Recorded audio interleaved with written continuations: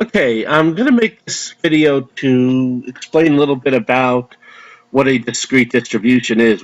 You may have seen this in the book and wondering, okay, what exactly do we mean by discrete distribution? What do we mean by the mean and standard deviation of a discrete distribution, or mean and variance of a discrete distribution? You see these formulas up here, and they look a little intimidating, and you're wondering, well, what's the idea of a discrete distribution? Well, discrete probability distribution, an example you can see below here. I mean, this is taken out of the textbook.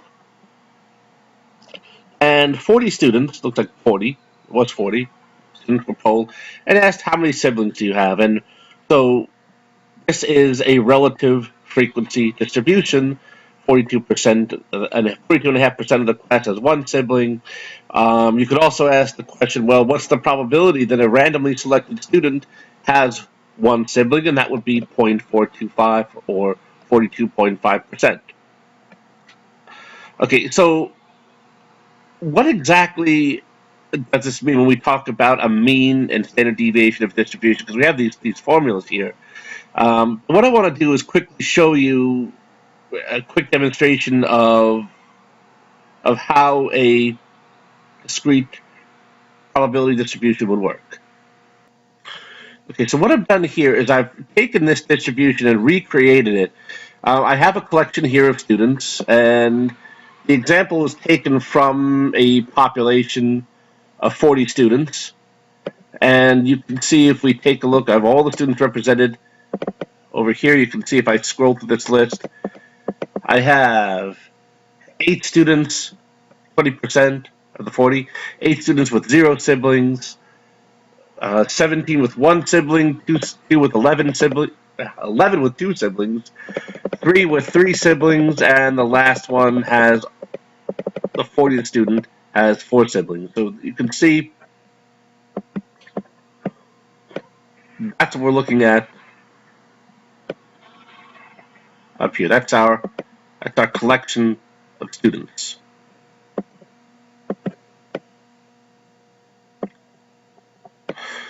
Okay, so what I'm going to do is I'm going to take what happened if we select one of these students at random from those 40. So that's what we're going to do here.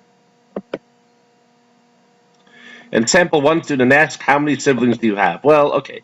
We sampled the student who said, well, how many siblings do you have? He said, well, I have 1 sibling. Okay, well, let's do this again.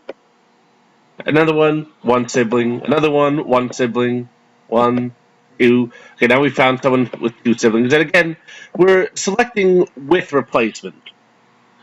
Obviously, because we want to be able to select theoretically an infinite number of students from the sample.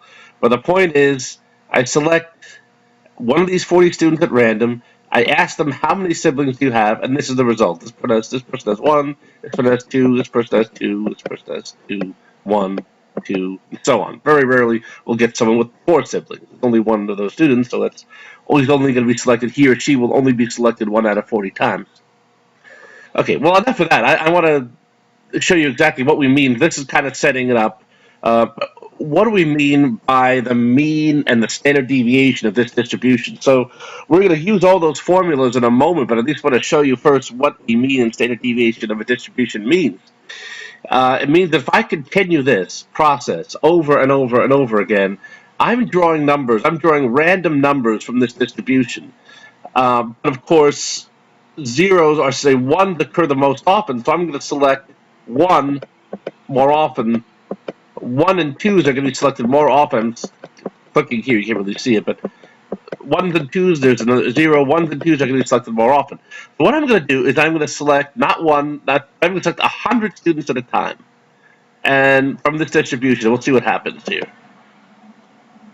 And you can see there's a histogram coming up here in a moment. I'll explain what all this is. A lot of action happening here. Okay. So now, if this is 100 students, let me explain what this is. These are, 100 students, but we only have 40. Yeah, but I'm selecting with replacement. So each one of these is a randomly selected student. I want to be careful not to say a random student. There's no such thing as a random person. But these are each a randomly selected student from that population. And you can see in this chart here, I continue to ask the question, how many siblings do you have? How many siblings do you have? How many siblings do you have? You, and you, and you, and you, and you, and so on. And these are the responses I get. So what we've done is we've selected 100 students, with replacement, of course, because we started with only 40. And you can see a histogram of that. So how many times the person we selected had 0 siblings, how many had 1, how many had 2, how many had 3. And every once in a while we had a student with 4, and I don't know how many. We can find out on here. I don't know how many had 4. We selected, out of these 100, we obviously got at least 1 4. Ah, there we go. 1.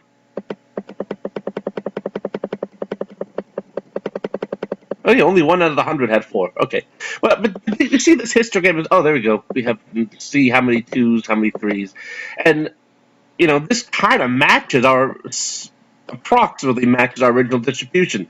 We had a few 0s, more than twice as many 1s. So this bar is not twice as big as this bar is, but again, it's not an exact match. 275, so we have a few more 2s than 0s. That holds up. And 3s and 4s. So this pretty much matches. Now, if I were to do this again, this whole thing again, we'll get a similar, not an exact same distribution, because there's some randomness here. There's 100 more. You see we got more 4s this time. So this is a random process.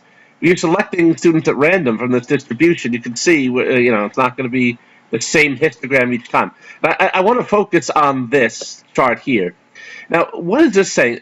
If I were to take, according to the methods from Chapter 3, or according to the rules of just taking means and standard deviations of samples, this is the mean and sample standard deviation of these numbers, of how many siblings do you have. Well, so the average, on average, if I look at all the students we selected from this population, on average, the average student, or the mean, was 1.31 siblings, and a standard deviation of 0.96. That's, if we keep performing this experiment over and over, and we did it 100 times, I can do it even more. I can do this same thing 500 times.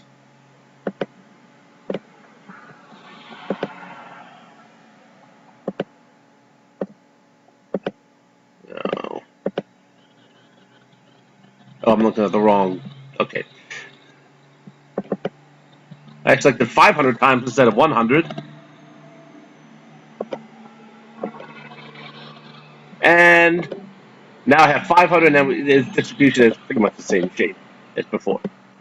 Again, 1.252. Again, these numbers are going to change every time.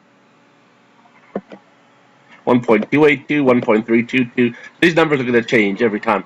But this is the mean and standard deviation of our sample. So this is experimental. Now, we're going to keep these two numbers in mind, and I'm going to go back to the previous page we were on earlier, and I'm going to compute the mean and standard deviation of our distribution, a theoretical mean and standard deviation. This is experimental. What would I expect the mean and standard deviation to be had I, not performed this 500 times? What would I expect it theoretically to be? And that's where the formulas come in. All right, so let's go back now and figure out the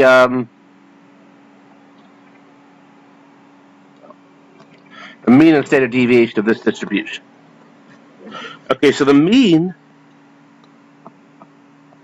what I'm going to do is I'm going to take each one of these numbers, and multiply by its probability, and then add them all up. So I have 0 times 0.200 plus 1 times 0.425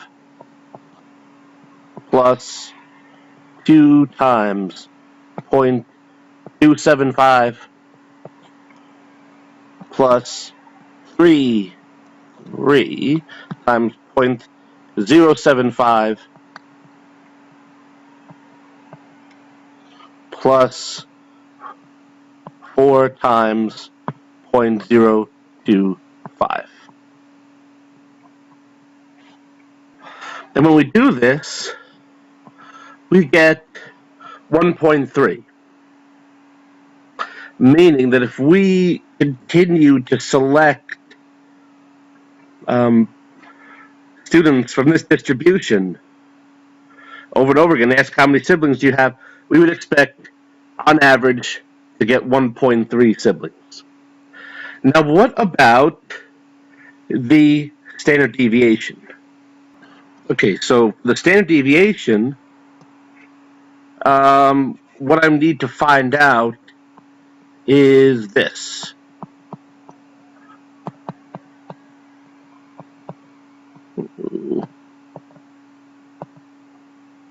So I need to multiply the square times its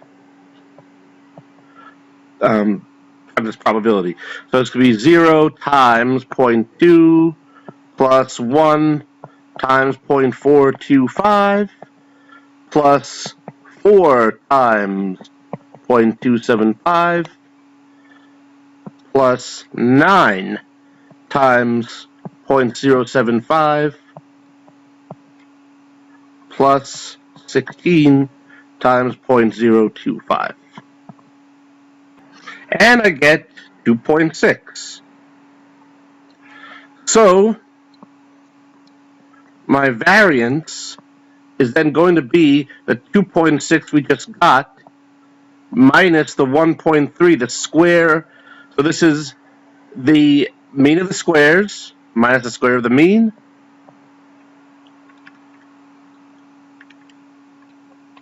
That comes out to 0.91. And the standard deviation of the distribution